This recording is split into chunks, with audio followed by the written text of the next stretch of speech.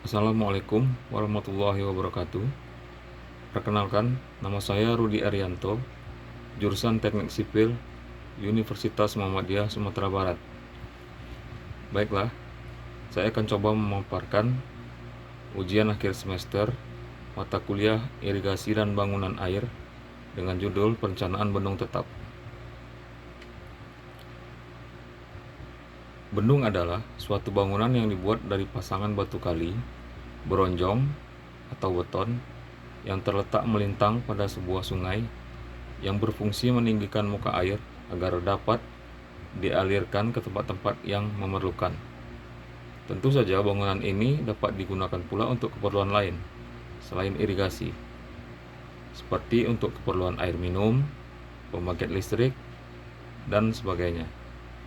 Menurut macamnya, bendung dibagi dua, yaitu bendung tetap dan bendung sementara. Biasanya, bendung sementara dibuat dari bronjong, yaitu suatu jala-jala kawat yang berukuran 2 meter kali 1 meter kali setengah meter. Lubang dari jala-jala ini berukuran diameter 10 cm.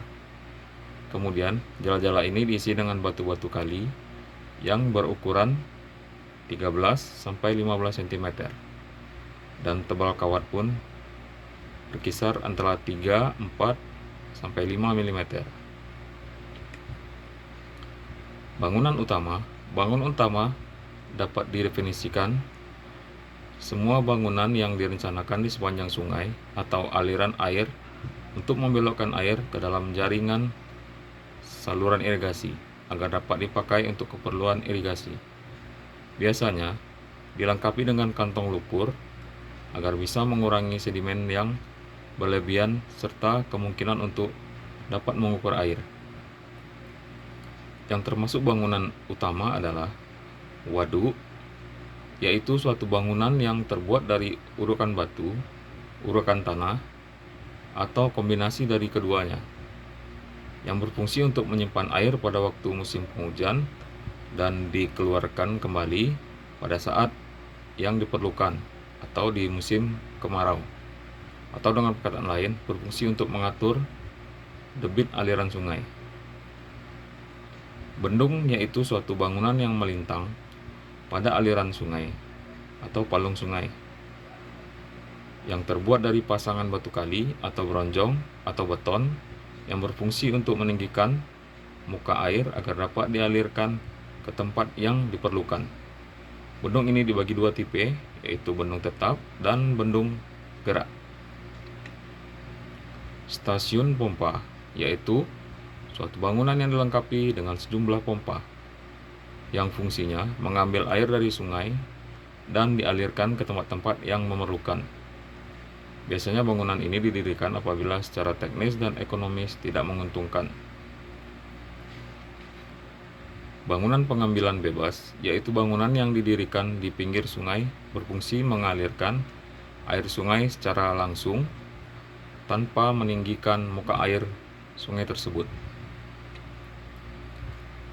Adapun data yang digunakan untuk perencanaan bendung adalah data topografi, data hidrologi, data morfologi, data geologi, data mekanika tanah, data standar perencanaan PBI, PKKI, PMI, dan lain-lain, data lingkungan dan ekologi.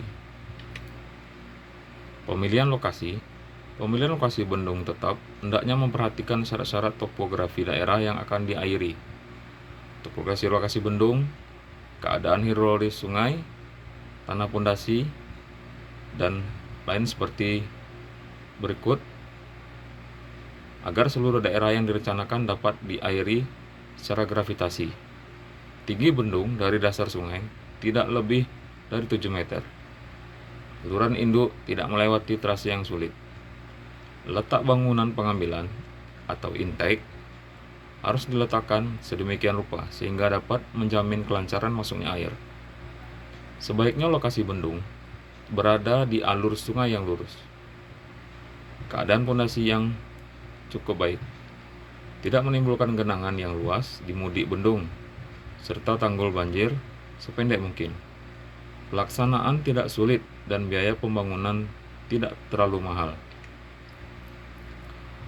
Untuk menentukan elevasi mercubendung, muka air rencana di depan pengambilan bergantung pada elevasi muka air yang diperlukan untuk irigasi atau eksploitasi normal.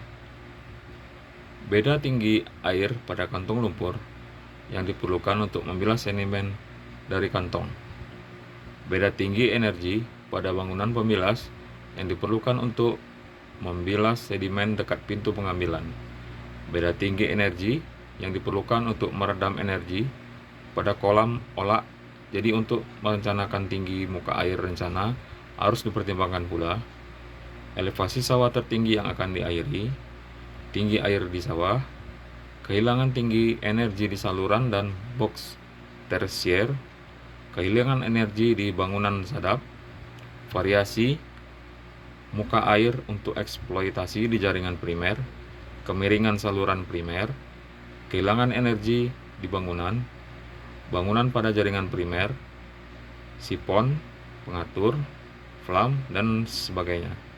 Kehilangan energi di bangunan utama. Perhitungan muka air banjir atau MAB di hilir rencana bendung. Perhitungan ini sangat penting dilakukan oleh karena MAB hilir ini merupakan patokan untuk merencanakan kolam olakan atau peredam energi. Dengan adanya MAB ini, dapat dihitung berapa kedalaman lantai ruang olakan. Adapun faktor utama yang harus dimiliki adalah peta situasi sungai di sekitar bendung, yaitu 1 km ke mudik dan 1 km ke hilir, serta ke arah kiri dan kanan sepanjang 0,50 km dari as rencana bendung. Kemudian, profil memanjang sungai tersebut beserta profil melintangnya. Setelah itu, yang diperlukan pula ialah keadaan sungai itu sendiri. Tipe-tipe sungai seperti berbatu, pasir, banyak pohon-pohon, berumput, dan sebagainya mempunyai nilai kekasaran yang berbeda. Profil memanjang digunakan untuk mencari kemiringan rata-rata sungai. Dengan jalan menjumlahkan kemiringan dari setiap profil dan dibagi dengan jumlah profil yang dikurangi 1, maka akan didapat kemiringan rata-rata di sekitar bendung. Penentuan lebar efektif bendung. Lebar bendung yaitu jarak antara pangkal abutment. Sebaiknya lebar bendung ini sama dengan lebar rata-rata sungai pada bagian yang stabil atau bagian yang lurus. Biasanya lebar total bendung diambil antara 1 sampai 1,2 dari lebar rata-rata sungai pada ruas yang stabil. Agar pembuatan peredam energi tidak terlalu mahal, maka aliran persatuan lebar hendaknya dibatasi sampai sekitar 12 sampai 14 meter kubik per detik dan memberikan tinggi energi maksimum 3,5 sampai 4,5 meter lebar efektif bendung. Adapun rumusnya sebagai berikut: BE sama dengan B kurang 2 N kali KP tambah KA kali H1, dengan pengertian BE adalah lebar efektif bendung, B lebar bendung atau lebar total lebar pilar, N jumlah pilar, KP koefisien kontraksi pilar, KA koefisien kontraksi pangkal PD, H1 tinggi energi.